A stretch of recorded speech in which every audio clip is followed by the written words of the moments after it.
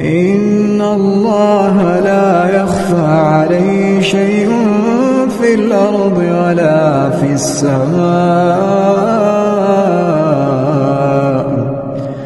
هو الذي يصوركم في الأرحام كيف يشاء لا